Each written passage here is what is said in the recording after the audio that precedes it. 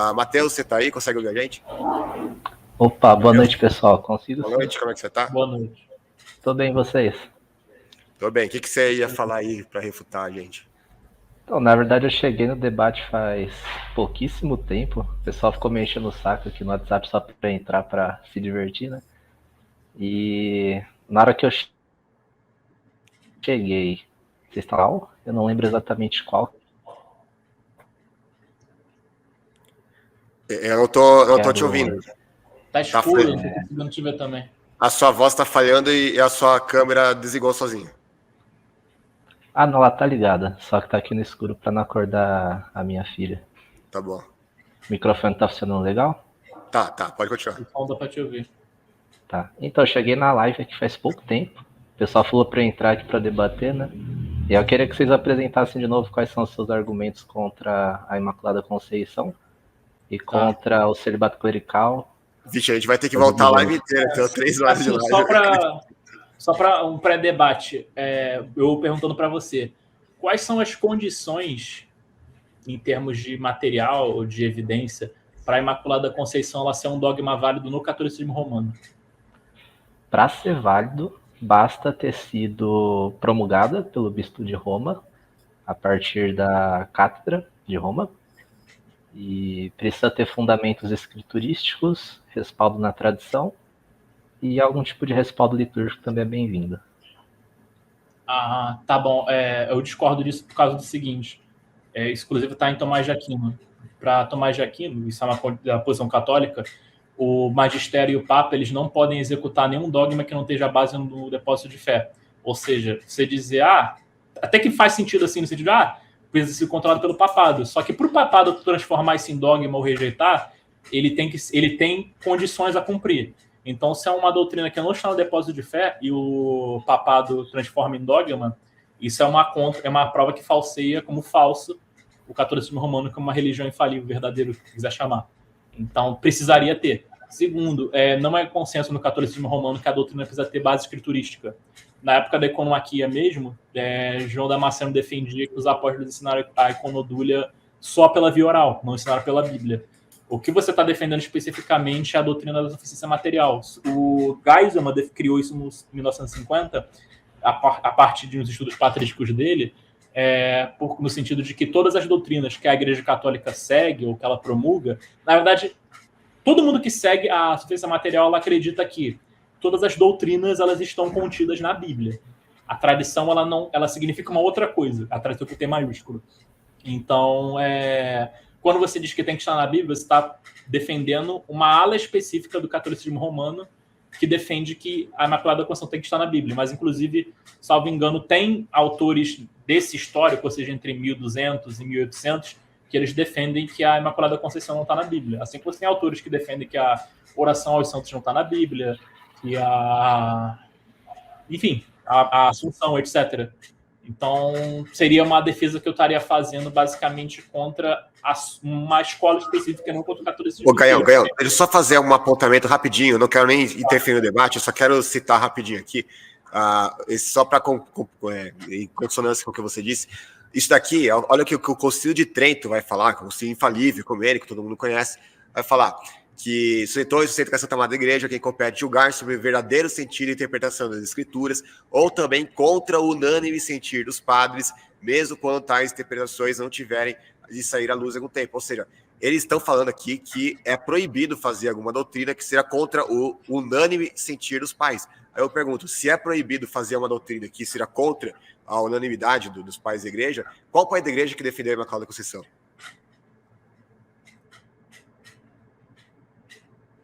Matheus? Está mudo, cara. Tem que desmutar. Matheus? Matheus? Cara, eu acho que a foto dele travou, ele não tá piscando? Agora, voltou. Alô, Matheus? me ouvem? Tô ouvindo. Beleza. É que a minha internet tá uma porcaria, mas... eu ouvi até a parte que você começou a mostrar a sua tela, Lucas, mas se eu puder já responder, né, para não ficar muito tempo aqui parado só ouvindo. O que você falou, Gaião, sobre a opinião teológica de São Tomás de Aquino, uma opinião teológica ela não tem valor por si só na Igreja Católica. Para que ela tenha valor, ela precisa ser promulgada como uma doutrina.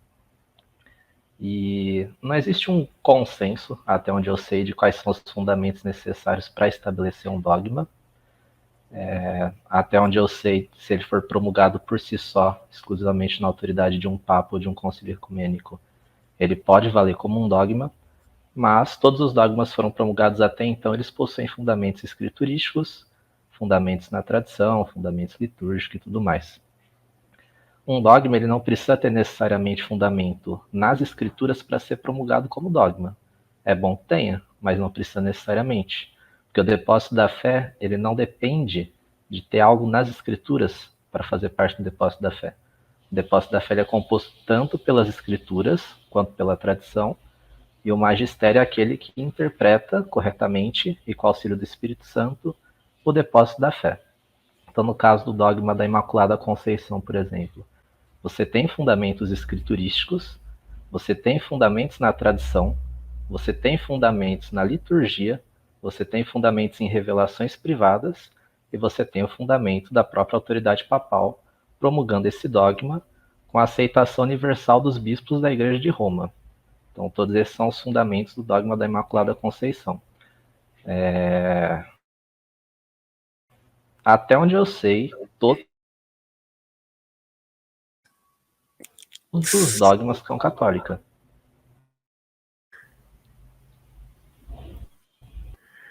Tá travando o seu áudio, se já terminou? Não sei, não ficou claro.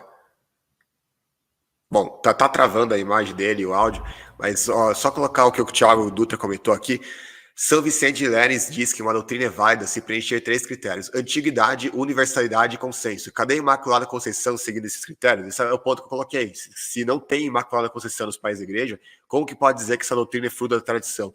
Se você quer responder, fala, Gaião. Ele estava falando que ele tinha dito, que no caso a opinião de Tomás de Aquino ela não valia como doutrina, não sei que tivesse sido promulgada pelo magistério. Tem problemas com essa alegação, só que eu não vou disputar ela, porque no final das contas ele afirmou a mesma coisa que Tomás de Aquino disse, que o magistério não pode criar doutrina. O magistério só administra o que está no depósito de fé e esclarece. Ou seja, condições de faciabilidade para a Imaculada Conceição ser verdadeira, ela tem que ter base no depósito de fé e ela tem que cumprir aquilo que as coisas que se exigem no depósito de fé. Então, uma das coisas que nem o Geisman discordou é que, por exemplo, a ideia de tradição como uma cadeia de transmissão contínua e infalível, que ela existe em todos os lugares do mundo, propagando as mesmas doutrinas que os apóstolos ensinaram. Isso, inclusive, tem várias, inclusive, declarações da Congregação da Doutrina de Fé. Então, o que acontece é o seguinte, não basta só um cara em 1800 anos ter defendido a Imaculada Conceição, não basta 5 caras ter defendido, não basta a maioria dos caras ter defendido a Imaculada Conceição e uma minoria ter sido contra. É necessário que pelo menos todos os bispos do mundo, desde os apóstolos até 1850, tenham sido contra.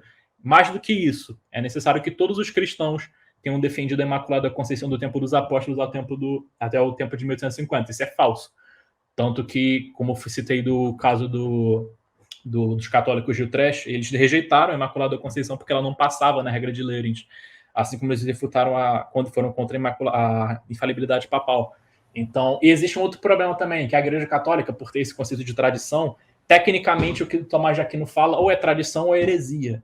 Então, por exemplo, na Igreja Ortodoxa, o que Aquino fala é vinculante. Tanto que tem uma passagem de Santo Inácio de Brastianov, ele é ortodoxo, mas ele tem a mesma visão sobre Nicéia 2, que também fala muito sobre tradição. Eu vou pegar a passagem dele aqui. Se vocês puderem só mostrar na tela novamente aquela pergunta sobre São Vicente de Lerins, porque na hora que eu começar a responder caiu na internet. Eu vi o pessoal zoando aí da internet também, aqui realmente ela tá caindo. Eu ia trocar de tarde, só que não deu certo. Bota aí a coisa. Deixa eu... Essa daqui. Aí eu vou citar aqui o Santo Inácio. Ele diz o seguinte: todos os escritos dos santos padres foram redigidos por inspiração ou sob influência do Espírito Santo. Que miraculosa consonância todos eles têm, que incrível conformidade. Quem é guiado por eles tem, sem dúvida, o próprio Espírito Santo como guia. Da leitura dos santos padres, de Santo Inácio de Brastianov, Recipes Editorial 2022. É uma visão ortodoxa, mas historicamente ela foi defendida por Nicéia II, foi defendida por Tomás de Aquino. Tomás de Aquino era outra coisa. João Damasceno no 8º, etc. Tanto que, quando o debate acontece em Nicéia II, o princípio que eles partem é o seguinte: todos os pais da igreja e todos os bispos eram iconódulas.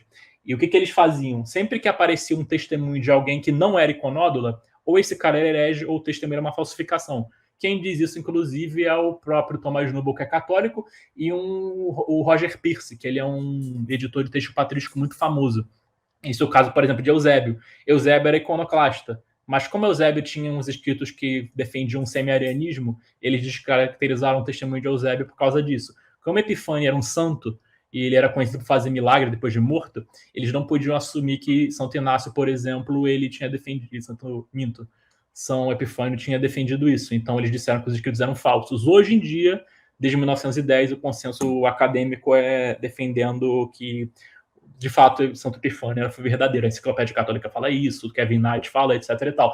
Então, o fato de a gente ter um pai da igreja ou um santo, como é o caso, por exemplo, de Bernardo de Claraval, dizendo que a doutrina não é apostólica, que ela não é uma doutrina, que ela de fato não é católica, é uma inovação, isso de fato é uma condição de falsibilidade para provar que a Imaculada Conceição não é verdadeira.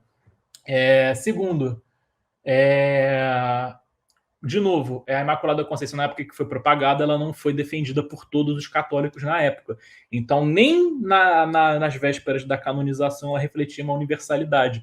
A regra de Lurens, ela é defendida por basicamente todos os escritores do século VIII, que são os que têm o mais hábito de ler. Então, tem isso daqui, o Trash. Eu vou pegar a citação aqui para citar. Aí eu termino a minha posição. Católicos de Trash, aderimos à regra de fé formulada por São Vicente de Lures nesses termos. Afirmemos tudo aquilo que tem se acreditado em todas as partes, sempre por todos, porque isso é verdadeiro e propriamente católico. Assim sendo, conservamos e professamos a nossa fé nas doutrinas da Igreja primitiva, expostas nos símbolos ecumênicos e especificadas nas decisões dos concílios realizados pela Igreja Indivisa do primeiro milênio. Aí, ponto 2. Por isso rejeitamos o decreto do Concílio Vaticano e depois rejeitamos o dogma da Imaculada Conceição promulgado pelo Papa Pio IX em 1854, a despeito das Sagradas Escrituras e em contradição com a tradição dos primeiros séculos. Eu poderia, de fato, usar esse texto para provar, tinha católico que falava que não estava de acordo com a tradição, não estava de acordo com as Escrituras.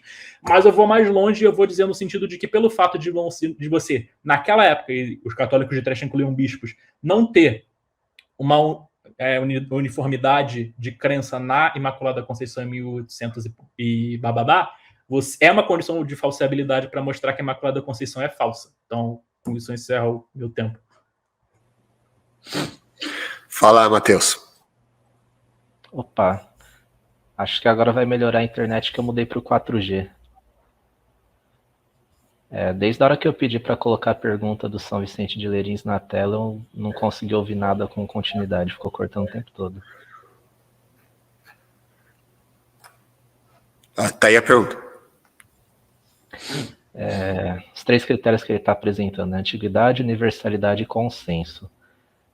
Primeiro ponto para a gente considerar, aquilo que São Vicente de Lérins está falando é uma opinião teológica, que, como toda opinião teológica, por si só, não é autoritativa do ponto de vista doutrinal para a Igreja Católica. Se a gente for considerar esses 3 critérios para querer definir o que é dogma e o que não é, a gente vai ter um grande problema, porque nem mesmo os dogmas niceno-constantinopolitanos poderiam ser estabelecidos como dogma com tranquilidade.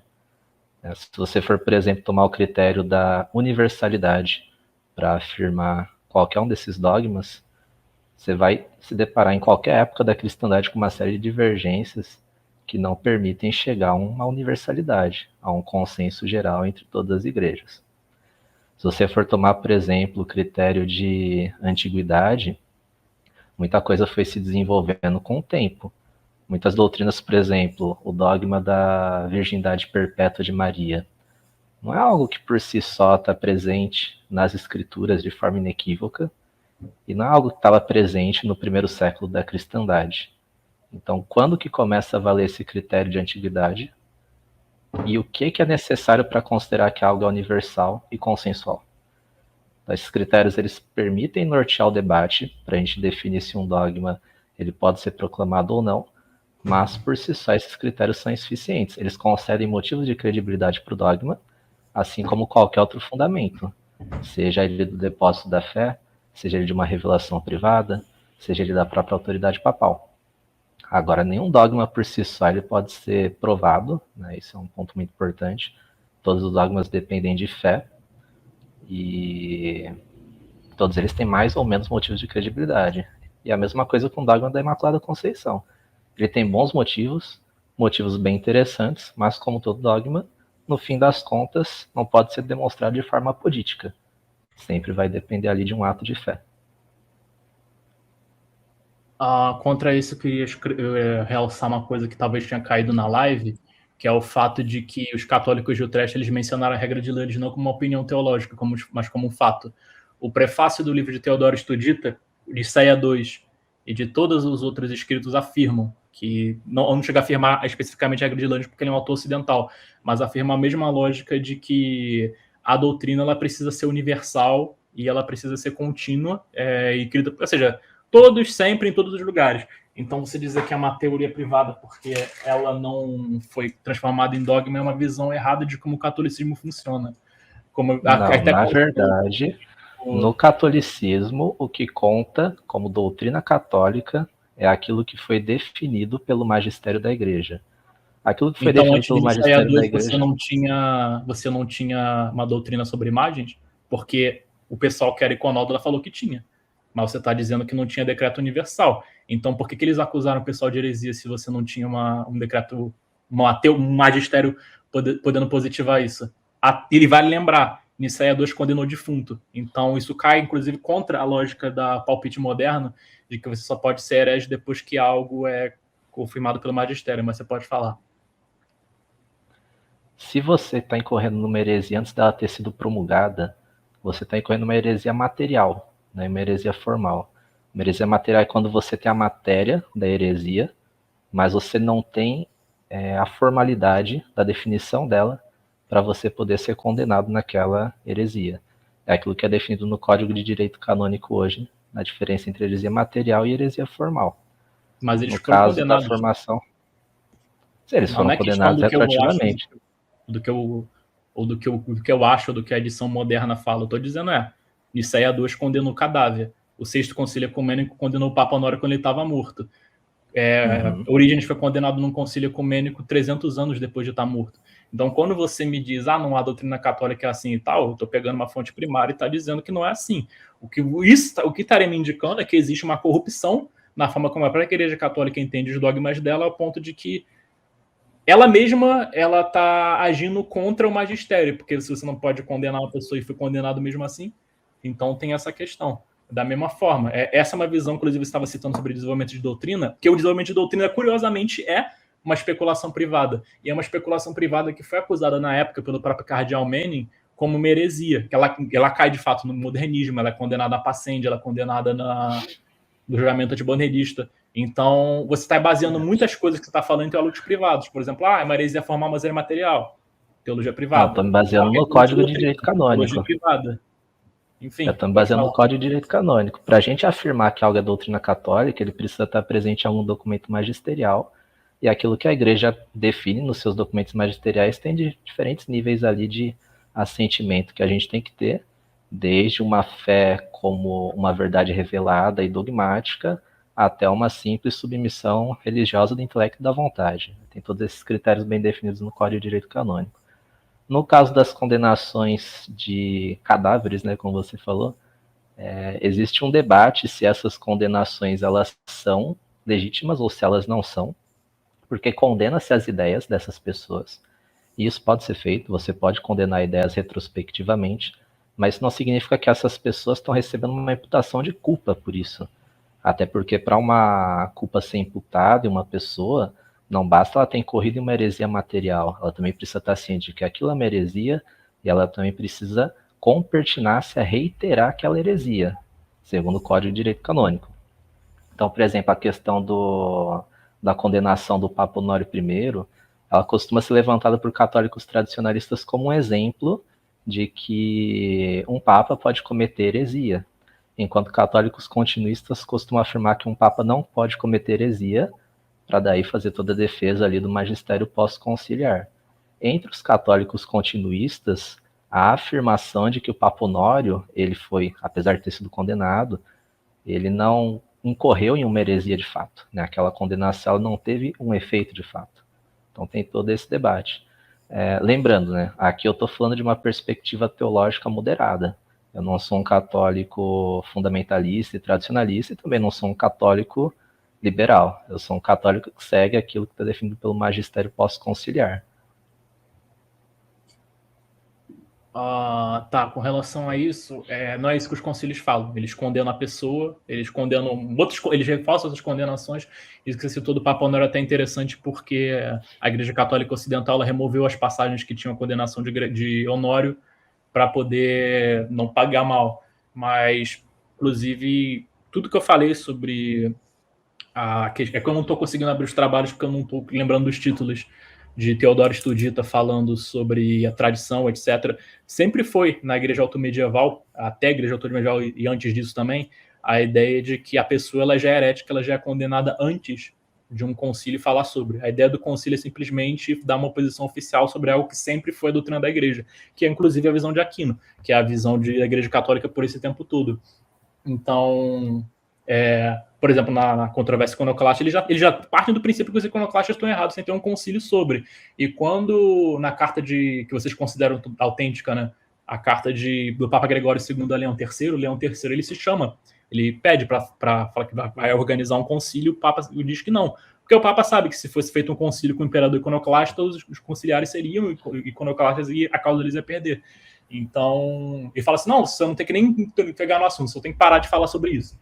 Então, o que você fala com teoria e especulação privada, eu trago com fatos, são fontes primárias, dizendo que a posição é essa. Lembrando, eu não falo como...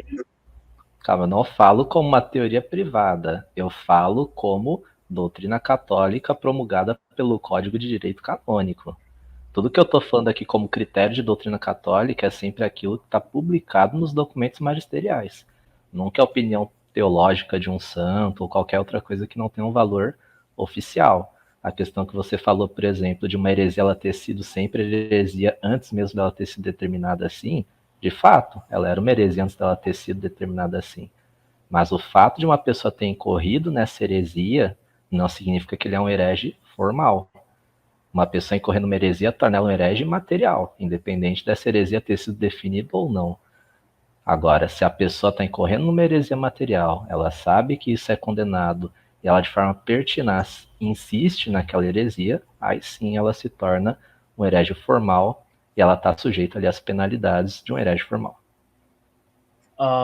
Com relação, assim, como você falou, disse que no caso a solução acabaria sendo duas, ou a sua interpretação do Código de Direito Penal do direito canônico está errada, ou que é mais provável o direito canônico ele apostatu da tradição e do magistério tradicional. Eu estou até aqui aberto com o decreto de Nicéia, que ele está falando aqui em seguinte, eu vou traduzir porque está no inglês. Aí ele, assim, que aqueles que são responsáveis pelo sacerdócio no mundo inteiro, para que a tradição divinamente inspirada da Igreja Católica deva receber confirmação por decreto público. Então, tendo feito a investigação com toda a acurácia e tendo tomado conselho, nos reunimos para encontrar a verdade. Não aumentamos e nem diminuímos, mas guardamos intactas tudo aquilo que pertence à Igreja Católica. E aí, mais tarde, vai dizer, para simplificar, nós declaramos que defendemos livre de qualquer inovação todas as tradições, com T minúsculo, escritas e não escritas, que foram confiadas a nós. Uma delas é a representação de arte. E aí, basicamente, depois vai dizer que se alguém rejeita qualquer tradição, em T minúsculo, escrita ou não escrita da igreja, seja anátema. Então, o concílio está claramente falando que, inclusive isso está nas sessões do concílio, dizendo que não, desde os apóstolos a gente venera imagens, esse pessoal é herege, eles condenam, não por causa de uma ideia, eles condenam a pessoa vai para o inferno, vai para anátema, isso consta, inclusive, nos documentos, nas aparições privadas, etc. e tal.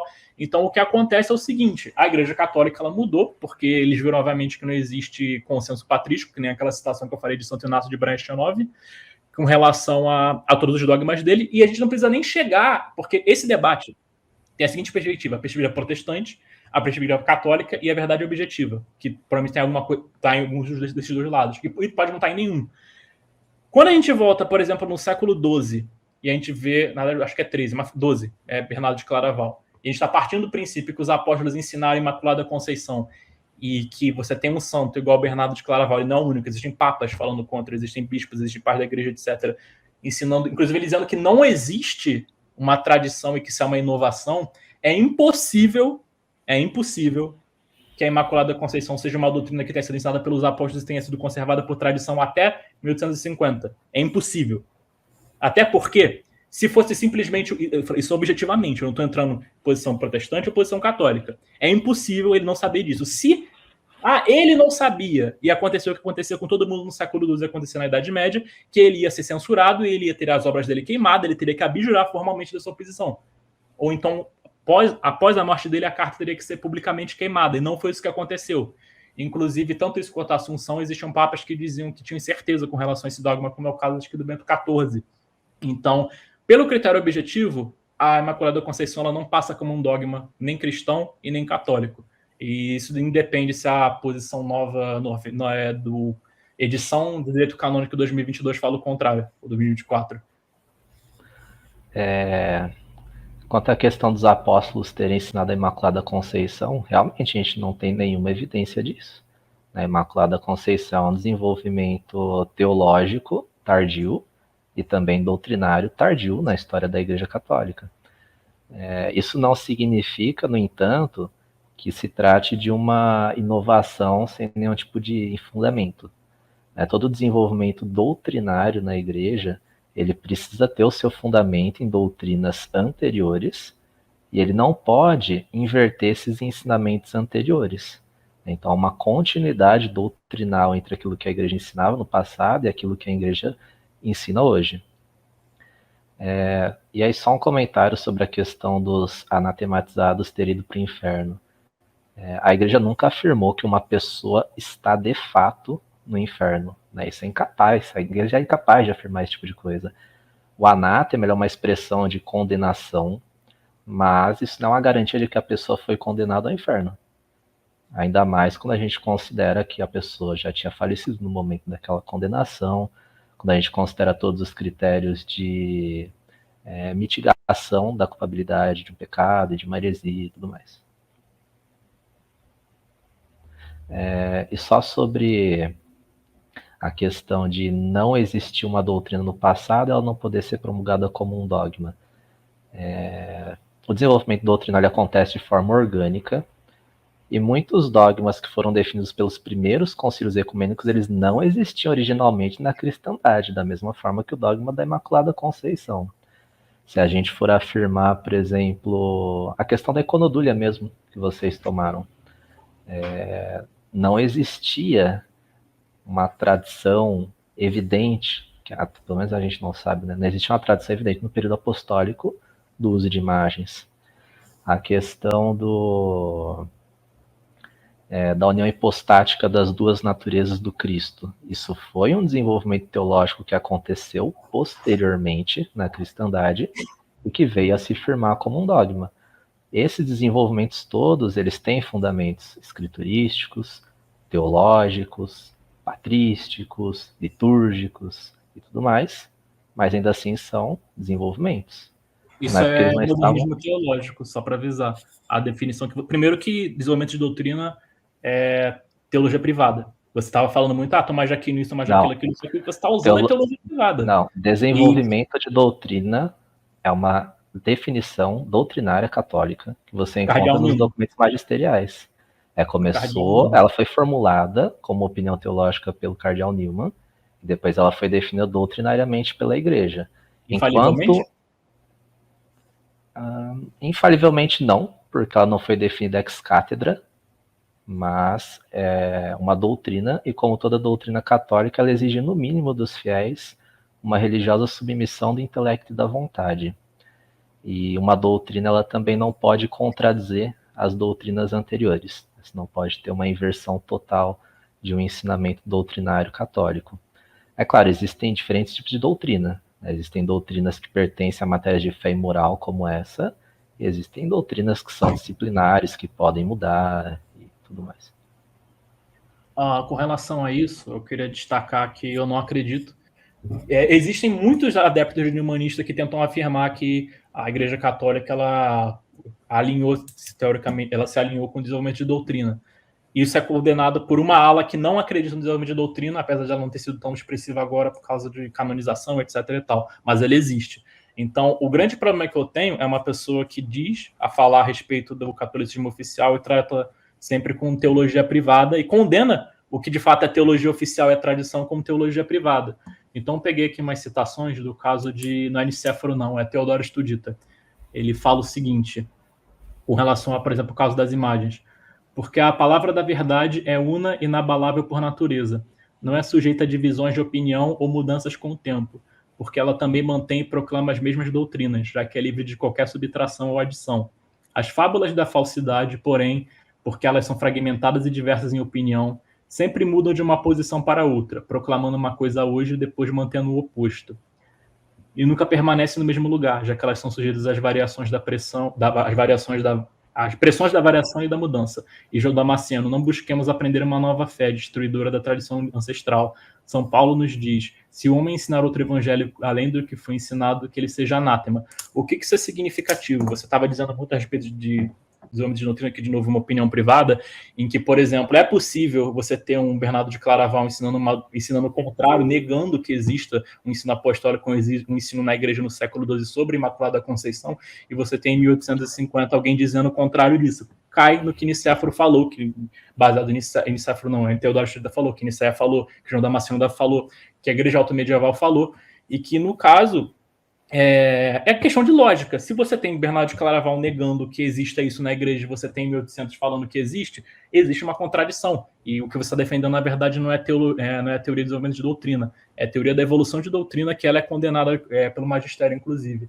Mas sobre essa questão de que os dogmas do Concílio de Nicéia I, os dogmas de Cristologia, isso seria anátema. É anátema para sua religião. Então você não está sendo só anátema quando você está defendendo a Imaculada Conceição nesses termos, ou quando você está sendo anátema quando você está defendendo desenvolvimento de doutrina. Quando você diz que a doutrina da Trindade ela não foi querida por todos os lugares, sempre, etc., você está indo contra o decreto de Nicéia, você está indo contra o decreto dos 4 concílios ecumênicos, você está indo contra a tradição universal, que você teoricamente deve seguir para prestar coisas, você está sendo contra decretos papais e posicionamentos papais a respeito, você está indo contra muita coisa. E o próprio Atanásio disse, não, a doutrina da Trindade ela está exatamente nas Escrituras.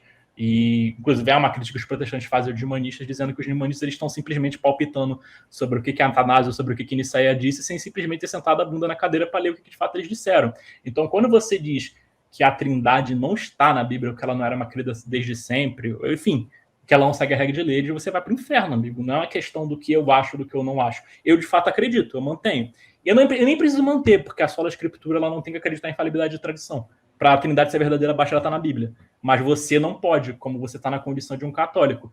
Então, eu diria basicamente que você teria que estudar basicamente documentação primária, principalmente do período alto medieval, porque contradiz muito os teólogos que você anda lendo.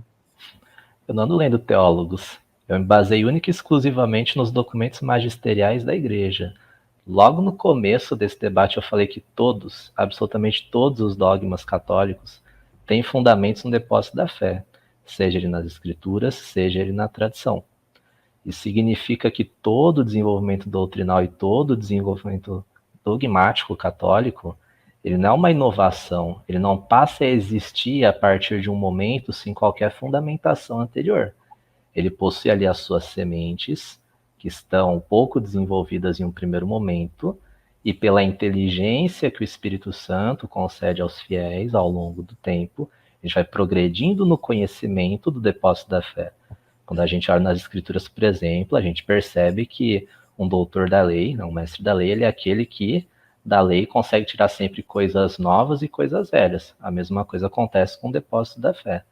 O depósito da fé ele tem no seu princípio tudo aquilo que a igreja vai desenvolver doutrinariamente e dogmaticamente no futuro, de tal maneira que não há um espaço para inovações, há apenas um desenvolvimento que não contradiz aquilo que era a doutrina anteriormente, que não contradiz aquilo que os apóstolos legaram, mas apenas faz desabrochar ali aquele depósito da fé, como se a gente tivesse uma semente que nos foi entregue pelos apóstolos, e essa semente ela vai sendo regada, ela vai sendo iluminada pelo sol, e ela vai crescendo com o tempo até virar uma árvore frondosa que dá todos os tipos de frutos.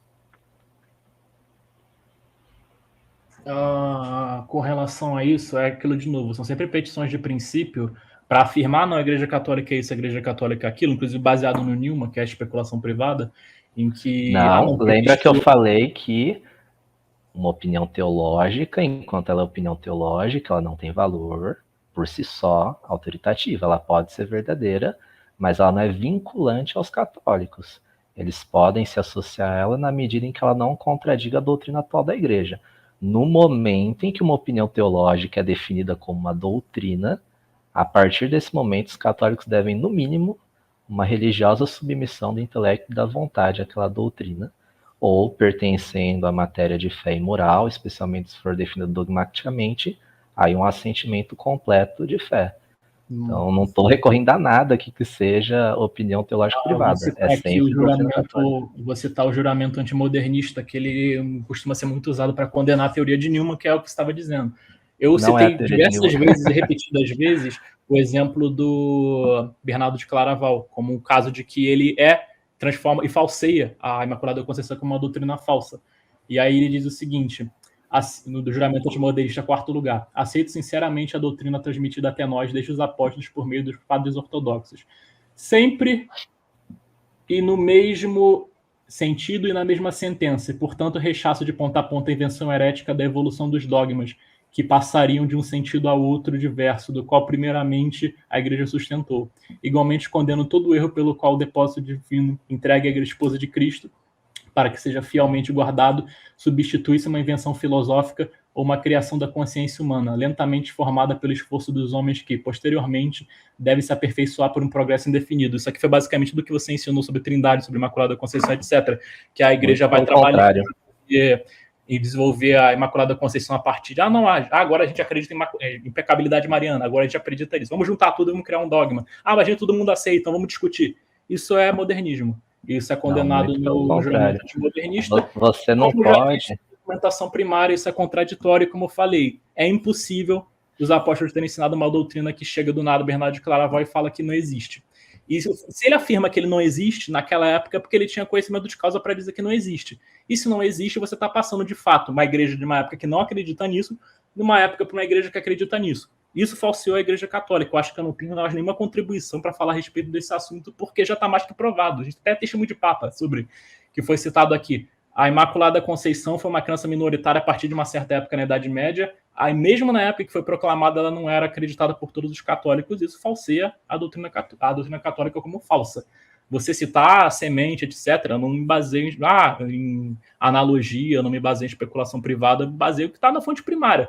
Mas tem um documento moderno, não ligo. O que mais importante nisso aí é 2 para mim, um documento de 900, um documento de 800, do que um documento de 2014 querendo reensinar como é que a fé é usada, especialmente depois de ser provada contraditória tantas vezes. Então, dito isso, eu termino minha participação. Vamos lá, você falou que você leu ali o Sílabus dos Deuses, se eu não me engano, condenando a evolução dos dogmas. Não, é o juramento antimodernista. Não é o juramento antimodernista. Condenando ali a evolução dos dogmas. E ao fazer isso, você está querendo aplicar o desenvolvimento da doutrina, classificar o desenvolvimento da doutrina como evolução dos dogmas, quando são duas coisas radicalmente distintas. A evolução dos dogmas... Oi? Você provou. Você disse que Bernardo era contra, dizia que não existia, e aí a posição que a igreja segue hoje é a posição contra Bernardo. Então, você evolução dos dogmas não tem nada a ver com a inexistência de um dogma no passado e a promulgação dele no futuro. Não, mas ele está tratando justamente da Imaculada Conceição. Então não tem como dizer que ele não está falando da Imaculada Conceição. Ele está falando, tem essa festa, a festa está errada, a igreja não acredita nisso. Vamos lá, você está fazendo aí a mistura de vários... Você está fazendo a mistura de 3 coisas distintas aqui. Você está fazendo a mistura de opinião teológica de um santo com o desenvolvimento doutrinal, com a condenação e evolução dos dogmas. Evolução dos dogmas... Não, você só está não fazendo as distinções necessárias ao analisar essa questão. Mas você ele está analisando de uma perspectiva. Se ele diz que não existe ou ele está mentindo, é verdade. E se é verdade, quer dizer, tudo indica que é verdade, então você tem uma mudança radical. Primeiro que não existe só essas duas opções. No momento em que ele fala que algo não existe, ele pode estar simplesmente ignorando a existência de algo. E esse é o caso de São Bernardo de Claraval, porque existem padres da igreja que professaram a Imaculada Conceição antes dele. Não significa que ele está mentindo simplesmente por falar isso. Então mas vamos lá, vamos... Oi? Então foi perdida a tradição infalível, porque se chega em 1200, em 1100 e as pessoas não lembram mais, como é o caso da Econodúlia, você não tem. A Mas não questão era é, tradição se for ainda. deixado na mão do católico para ele determinar o que é uma corrupção ou não, ele nunca vai dizer que a doutrina dele foi refutada. Isso é para qualquer religião. Se chegar para um islâmico e falar, pô, você tem o caso do pecado original, que eles acreditam que Adão não cometeu o pecado original. Aí você fala, pô, Adão cometeu por isso e isso, isso. Aí fala, mas eu não acredito, a minha religião não acredita. Então você não refutou o islamismo porque o islamismo não se considera autorrefutável. Não tem valor nenhum. Ele está Toda discutindo uma religião, coisa objetiva. não, É o ser e não ser. toda religião ela é refutável nos seus termos doutrinais. Não, Vamos lá. na lógica objetiva também. Imagina, por exemplo, o protestantismo ele só acredita que a Bíblia é infalível. Então você não pode refutar o protestantismo porque nada do que o protestantismo diz, além disso, é infalível. Basicamente, Não, você você pode está criando fazer, um método que não existe. Inclusive, você pode fazer análise. Ó, Agostinho, quando vai citar o paganismo, ele fala assim, ó, o paganismo está errado porque na época de Varo, o paganismo não tinha imagens, o paganismo passou a ter. A doutrina de imagem no paganismo não tem nenhum magistério oficial nem nada, mas o Agostinho fala, como teve uma mudança, tem uma corrupção. Se tem uma corrupção, a religião é falsa. Então, existem a igreja duas formas. cara. Existem duas formas de você falsear uma religião. Uma é pela coerência externa dela e outra é pela coerência interna. Aqui você está querendo falsear uma religião pela coerência interna dela, apontando uma suposta inconsistência interna, sendo que você não está levando em consideração qual que é a lógica interna daquela religião. Você não vai conseguir falseá-la internamente. Lembra, eu falei que você confundiu 3 pontos aqui: opinião teológica, desenvolvimento da doutrina e evolução dos dogmas. Vamos primeiro clarificar o que é a evolução dos dogmas, para que ele não seja confundido com o desenvolvimento da doutrina. Evolução dos dogmas. Quando um dogma é proclamado, ele possui um sentido. Quando teve a controvérsia modernista, o que eram os modernistas? Os modernistas eram aqueles que estavam tentando adaptar a igreja aos desafios da modernidade. E eles buscaram diversas soluções para tentar fazer essa adaptação. Algumas dessas soluções foram condenadas como heréticas, dentre elas a solução da evolução dos dogmas. O que eles afirmavam? Afirmavam que um dogma que foi proclamado no passado da igreja, que tinha um sentido originalmente, ele poderia evoluir com o tempo de tal maneira que no futuro aquele dogma não reteria mais o sentido original que ele possuía. Então, por exemplo, uma questão que eu estava debatendo esses dias: se houve desenvolvimento doutrinal ou não na condenação dos não batizados ao inferno do Concílio de Florença, que é uma afirmação, e hoje na afirmação de que aqueles que não são batizados podem alcançar a salvação. Se no Concílio de Florença tivesse sido afirmado claramente, de forma inequívoca, que aqueles que não são batizados estão condenados ao inferno invariavelmente, e agora a gente falasse que os não batizados podem ser salvos, a gente estaria falando de uma evolução do dogma, porque o sentido original daquele dogma mudou com o tempo, né? Ele foi modificado. O desenvolvimento da doutrina é algo completamente diferente. Primeiro ponto, o desenvolvimento da doutrina, ele não pode mudar o sentido de um dogma com o passar do tempo. Então o dogma ele tem que sempre reter o seu sentido original. Os modernistas que defendem a evolução do dogma estão condenados a gente que defende essa mudança no sentido original do dogma. O dogma ele pode ser melhor compreendido com o tempo, né? Ele pode ter um desenvolvimento doutrinal em torno dele para que ele seja melhor compreendido, mas nunca contradizendo o sentido original. Então, essa é a diferença entre um desenvolvimento da doutrina e uma evolução dos dogmas. Fora que o desenvolvimento da doutrina ele sempre parte de princípios no depósito da fé, que vão se desenvolvendo com o tempo até você chegar a um nível grande de maturidade doutrinária. Então, a questão da Imaculada Conceição, por exemplo. Existe o fundamento escriturístico da Imaculada Conceição, que é a afirmação de que Maria é cheia de graça. Depois, você tem alguns desenvolvimentos teológicos na história da Igreja, que analisam, por exemplo, as relações tipológicas entre Maria e Eva, afirmando que Maria é a nova Eva. Maria é a mãe da nova humanidade, enquanto Eva era a mãe da humanidade decaída.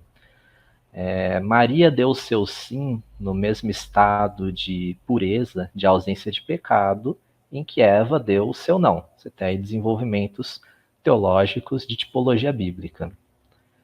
Com o tempo, você também tem desenvolvimentos teológicos, né, enquanto opiniões teológicas, de que Maria foi concebida de forma imaculada.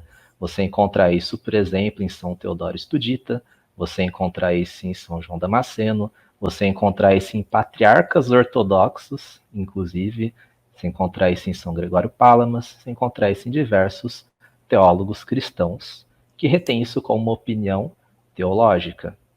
Existem outros teólogos que vão rejeitar esse desenvolvimento teológico.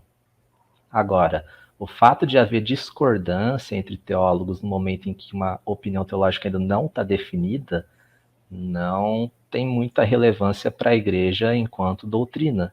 Porque se aquilo ainda não está definido, aquilo pode ser debatido. É igual a questão recente da evolução das espécies, né?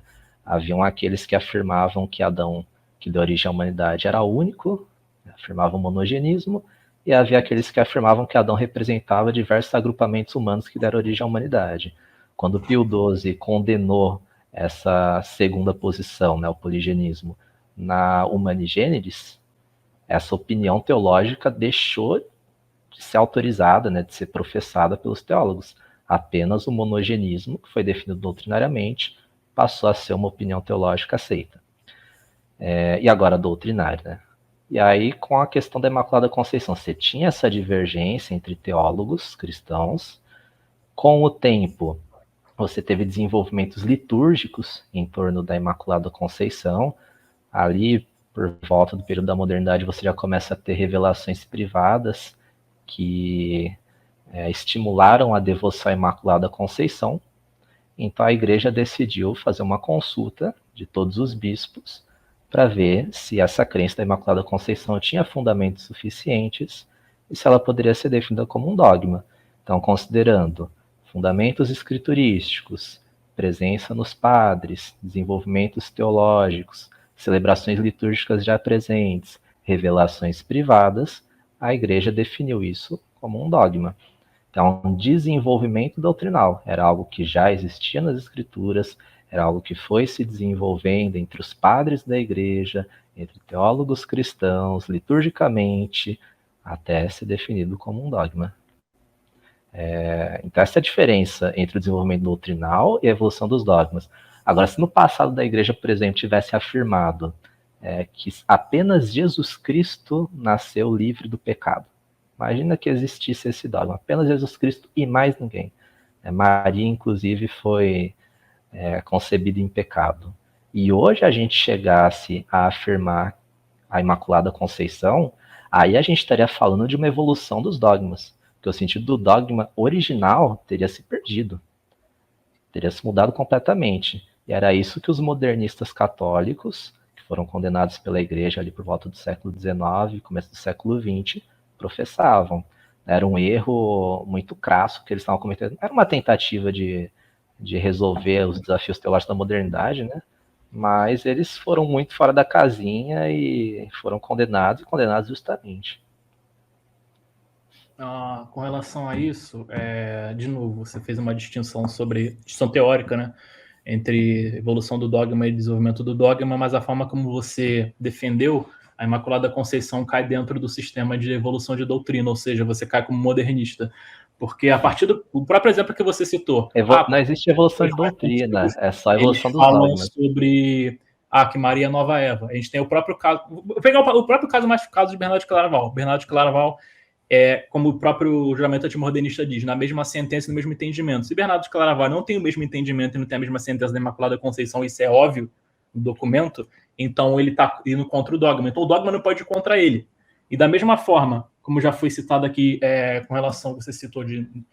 porque os escritores antigos eles falavam de Maria como uma nova Eva, isso não é o suficiente. O que a Bíblia tem que dizer inclusive isso é uma coisa que Carlos Magno exigiu do Papa Adriano na carta que ele escreveu sobre Nicéia II, em que ele afirma, onde no Novo Testamento existe um mandamento dos apóstolos dizendo que você deve venerar imagens. E quando o Papa pegou para responder, ele não respondeu porque não tinha como responder.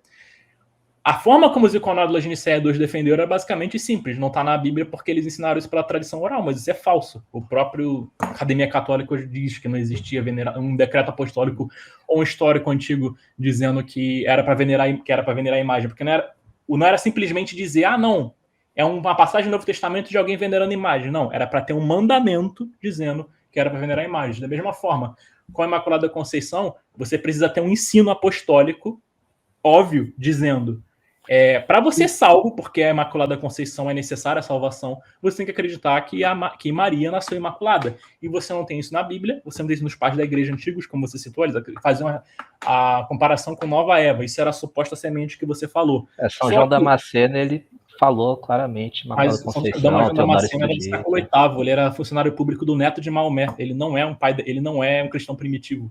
Ele era da época da era só os cristãos primitivos.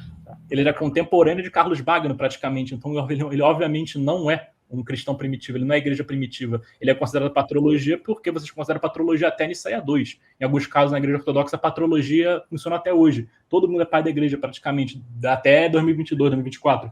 Então, quando você cita, por exemplo, o exemplo de um caso de que eles fazem essa comparação com Nova Eva, depois dizendo que Maria não tinha pecado, isso não é o suficiente. Não é a mesma sentença, não é o mesmo entendimento. A partir do momento que você adiciona, por isso que eu citei em Nicéia 2 dizendo, nós não aumentamos nem subtraímos nada, mas conservamos intactas. Tem que ser intacto, tem que ser lá na Bíblia dizendo, olha, Maria nasceu imaculada. Tem que ser os pais da igreja, Irineu, etc. Maria nasceu imaculada. E você tem que ser isso continuamente até 1850. E quem discordasse estava no inferno. Como o Bernardo de Claraval não foi condenado, não teve os escritos condenados e nada disso, quer dizer, é muito óbvio, era um partido específico dos franciscanos e os dominicanos eram contras. Então, que a teoria de Newman, ela é um carteado. Você simplesmente mete semente, desenvolvimento, árvore, coisas bonitas e palavras difíceis, parcial, esse tipo de coisa, e você vai utilizando a linguagem para você poder defender que algo que não existia antes, ela pode existir depois e ela é obrigatória para a crença. Eu até estou citando aqui uma passagem de um humanista que ele tinha perguntado, quer dizer, um colega tinha perguntado o seguinte, que era humanista, se todas as doutrinas precisam passar em todas as notas de desenvolvimento que Newman põe. Aí ele coloca o seguinte, essa questão que você está falando, eu estou escrevendo um artigo. É muito relativo apontar uma doutrina como genuína apenas se for provada de forma literal nas regras das 7 notas. Existem doutrinas que sequer possuem características necessárias para serem avaliadas por determinadas notas. Então é muito comum que humanistas entenderem que as notas são de falso entendimento e mais de complicada aplicação. Basicamente, o que ele está dizendo você não tem nenhuma forma dentro dos escritos de Newman de como é que você determina se uma doutrina ela é uma corrupção ou um desenvolvimento legítimo. Mas vale lembrar, você faz uma distinção entre a Igreja Católica só seria refutada se o dogma se ela fizesse um dogma numa época e depois ela fizesse um dogma contrário. Não. Primeiro que o dogma ele só é a formalização daquilo que a igreja sempre creu. Isso tá tudo na Igreja Católica de documentação. E mesmo se não fosse, a lógica objetiva não liga se você pode contradizer a fé que foi dogmatizada até um segundo antes dessa declaração oficial.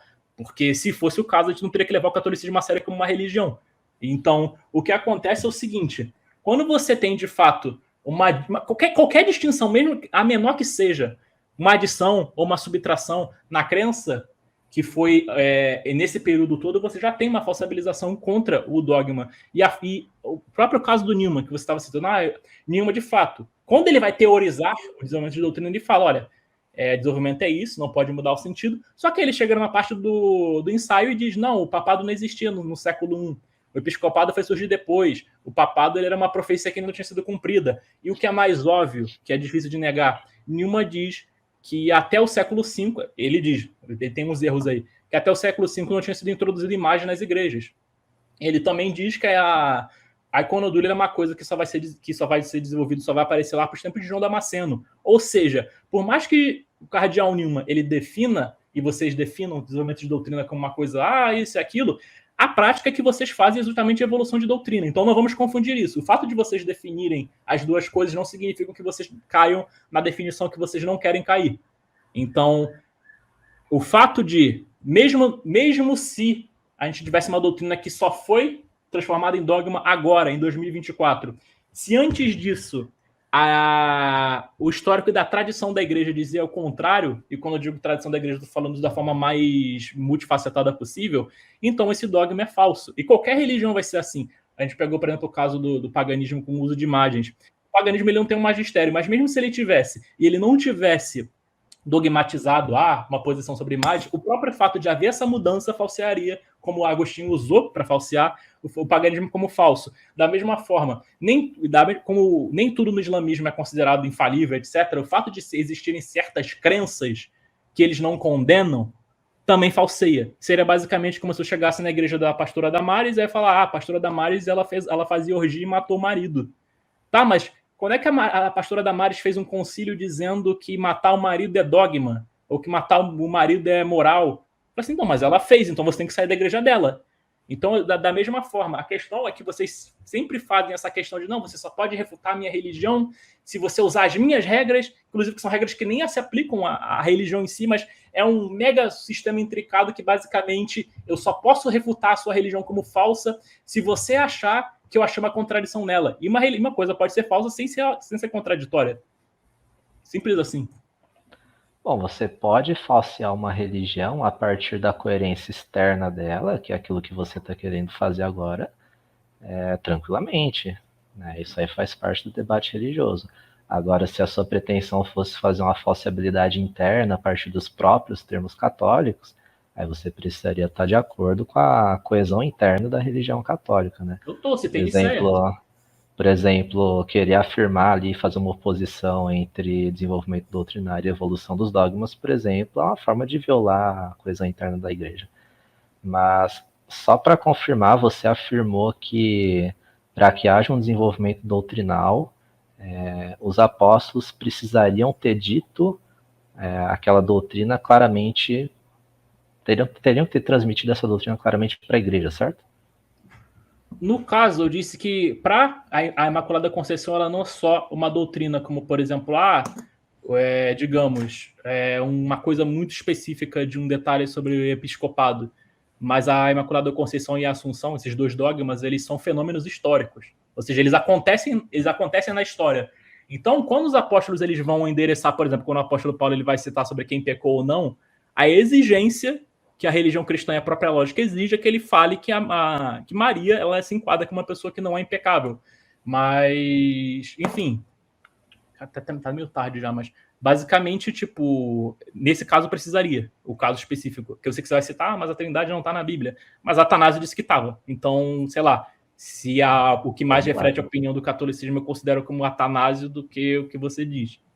Bom, vamos lá. Eu ia falar não só da Trindade, que não está na Bíblia, como também a união hipostática das duas naturezas de Jesus Cristo, a afirmação de que Jesus Cristo tem uma natureza humana diferente uma natureza humana não, uma vontade humana diferente da vontade divina, a questão da virgindade perpétua de Maria, nada dessas coisas estão na Bíblia. Então vamos citar essas coisas historicamente. No começo da cristandade não existia um cânon bíblico definido, não existia critérios claros do que é inspiração e inerrância bíblica, não existia essa valorização das escrituras que a gente tem hoje, né, como uma fonte autoritativa da qual a gente tem que derivar os nossos dogmas, até porque a maioria não era letrado, o testemunho, né, dos apóstolos e dos sucessores dos apóstolos tinha muito mais valor e tudo mais. Então a gente não tem claramente nas escrituras, a gente não tem claramente nos primeiros séculos do cristianismo os primeiros desenvolvimentos dogmáticos do cristianismo que foram promulgados ali no Concílio de Nicéia, no Concílio de Constantinopla e assim por diante. O que a gente tinha desses dogmas eram algumas sementes que foram desenvolvidas doutrinariamente, dogmatizadas, assim como qualquer outra doutrina e dogma católico.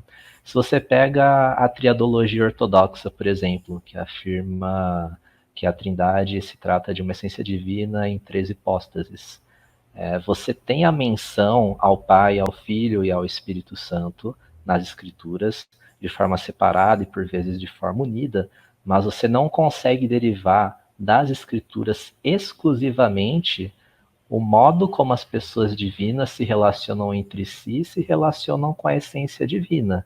Elas têm muito contributo da filosofia grega, por exemplo, para conseguir fazer esse desenvolvimento doutrinário e dogmático. Isso foi contestado no começo da cristandade, no período antiniceno, e pode ser contestado até hoje, inclusive, e existem diversas explicações alternativas para a triadologia. A triadologia ortodoxa não é a única triadologia.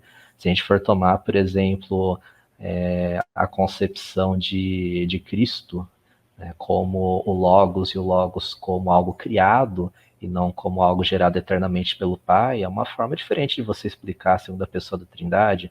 Se você interpretar o Espírito Santo como Ruach HaKodesh, né, da tradução hebraica, você tem uma outra forma de compreender essa pessoa divina.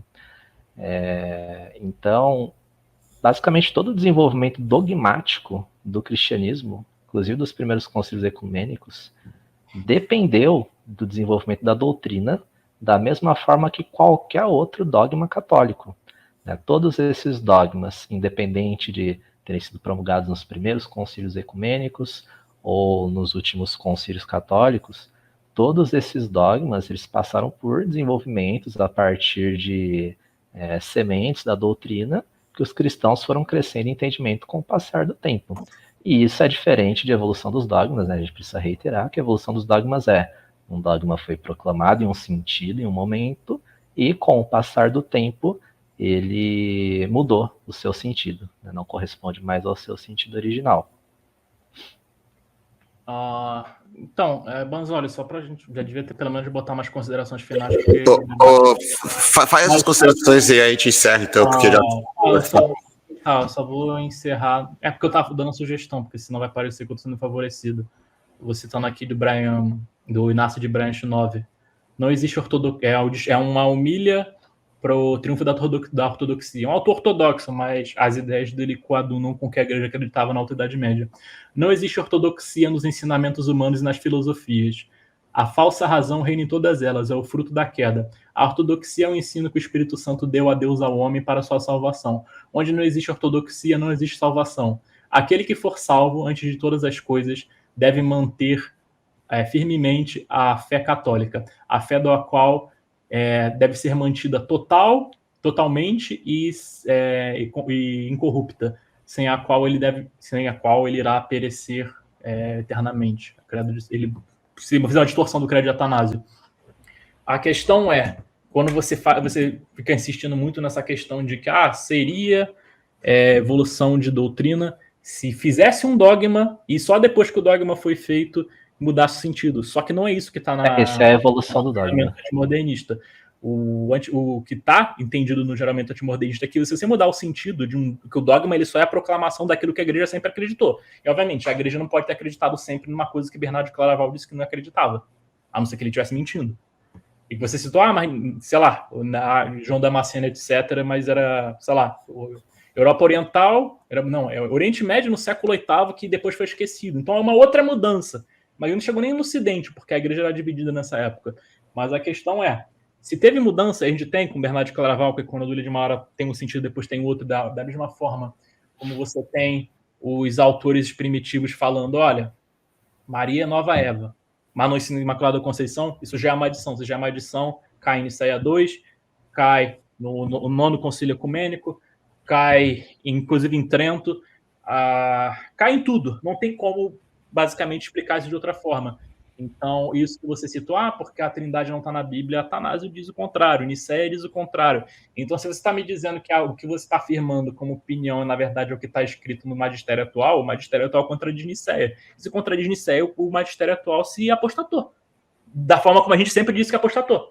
E de uma forma semelhante, você estava falando essa questão de falsabilização interna e externa, só que todas as vezes que você falou de falsabilização externa, você imediatamente pulou para a falsabilização interna, ou seja, é como se eu não pudesse refutar o catolicismo com termos objetivos. Eu tenho que refutar o catolicismo dentro de um sistema de regras que só foi elaborado em 2024. Eu não posso nem usar o sistema de regras de 1787. Então, o que vai acontecer é basicamente isso. Se mudou a sentença, inclusive isso está em todos os escritos que eu tenho lido dessa época, isso está nos documentos ortodoxos até hoje. Então tem outra questão também, né? Que a Igreja Ortodoxa tem a Igreja Ortodoxa tem um entendimento diferente de vocês. E não somente isso, os católicos de Utrecht, após o Vaticano I, vão dizer que exatamente o mesmo sentido da Igreja Ortodoxa. Então o que acontece basicamente é que você cria um sistema que é carteado.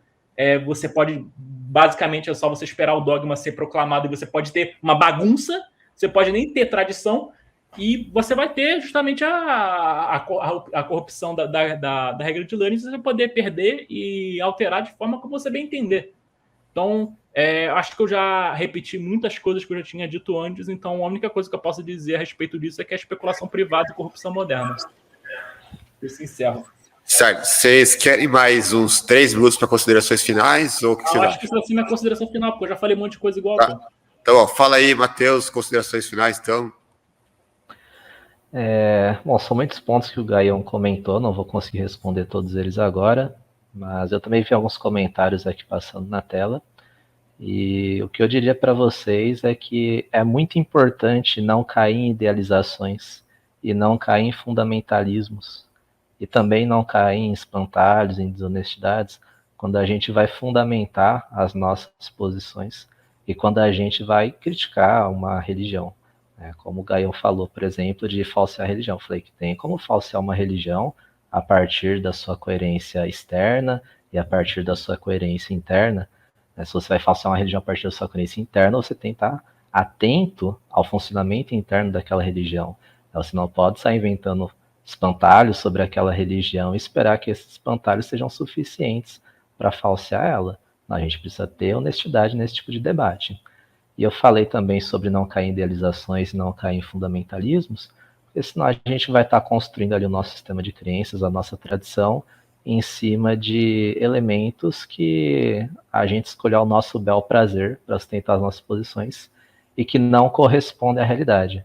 Então, o meu convite é que vocês, não só o Lucas e o Gaião, mas também todo mundo que está assistindo, que se dediquem ao estudo da história do cristianismo, se dediquem ao estudo das igrejas apostólicas de uma perspectiva crítica.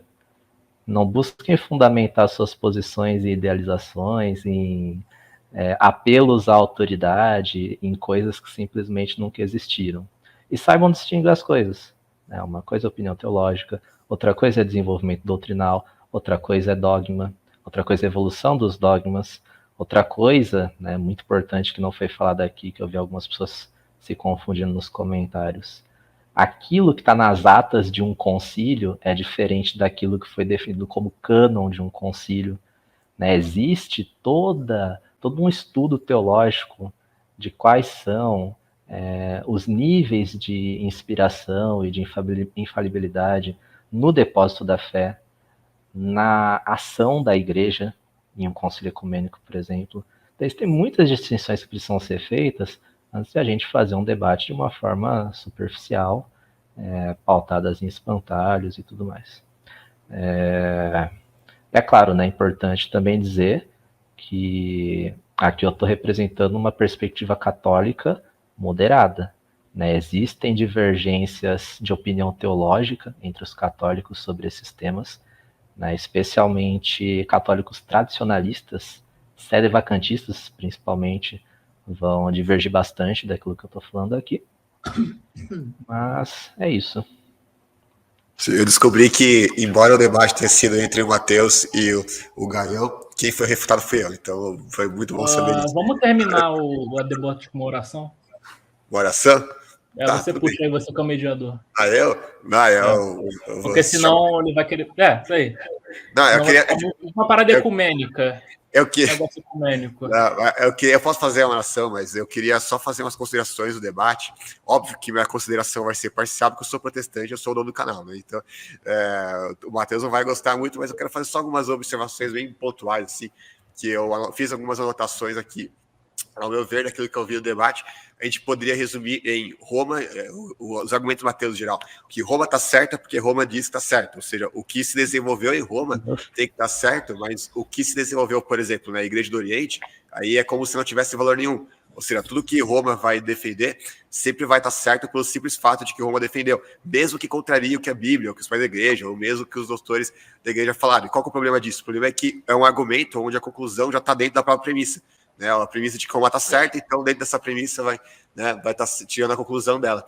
E aí eu pergunto, um ortodoxo, vamos supor que tivesse um ortodoxo aqui, ele não poderia argumentar exatamente as mesmas coisas, usando os mesmíssimos argumentos, só que pro lado dele, no caso, na verdade qualquer um poderia fazer isso. Então eu não vi aqui um argumento, tudo bem, não prestei totalmente atenção no debate, porque eu estava interagindo com o chat também, mas eu não vi aqui um único argumento onde a conclusão não tivesse na própria premissa. Né? E para mim o argumento deveria acabar no exato momento em que o Mateus disse que os apóstolos não acreditavam na Imaculada Conceição. Aí a gente vai entrar na discussão toda, se existe desenvolvimento da doutrina, a gente vai entrar lá para Gálatas 1, 7-8, o texto que eu sempre cito em relação a esse assunto, mas aí vai para um debate por mais 2 horas aí de debate. Mas eu quero agradecer muito o Mateus, primeiramente, porque ele foi extremamente educado, isso é algo que me impressionou bastante, gostei muito. O debate de alto nível, eu pensei que eu teria que usar tempo no debate, porque se um interrompesse muito o outro, se um monopolizasse o tempo do outro, mas não, os dois falaram muito iguais o tempo, nenhum não precisou usar de cronômetro, não ficaram se cortando, nada, e manteram o nível até essas altas horas. Estava aqui caindo de sono, o pessoal rezando terça aí para me converter, né? Não sei se vai adiantar, mas enfim, cara, 116 pessoas na live em pelo 25, pô, fiz o desafio da espada, pô. Ah, é verdade. Falaram que. Não, só para complementar, já é quase 1 da manhã, e tava com 116, ainda tá 107 pessoas na live essa hora, sendo que o máximo que já teve no auge de uma live minha aqui foi 70 e poucos, né? E essa daqui, quase 1 da manhã, e já mais de 4 horas de live, 107. E isso também é graças, claro, ao Matheus, que a gente já estava encerrando a live e ele estendeu por mais 1 hora aí. Muito obrigado, Matheus. Tá, as portas do canal estão sempre abertas aí, quando quiser entrar e discutir qualquer assunto com a gente. Agora, para intimidar o oponente, o Gaião vai mostrar a katana dele, só para... Você vai mostrar... Uma katana dourada. Ó, cuidado, Matheus, ele tem uma espada, hein? Na próxima disputa vai ser com espadas, não vai ser com palavras, não. Só uma coisa aqui. Tem um cara aqui, um tal de João Vitor, não é o diácono João Vitor Mariano, é outro João Vitor, que queria entrar na live, já quase 1 da manhã, a gente encerrando, ele queria entrar na live, aí ele comentou: o fato é que tanto o Gaião quanto o Matheus estarão no inferno após a morte. Ou seja, a gente já imagina que tipo de catolicismo que ele defende aqui.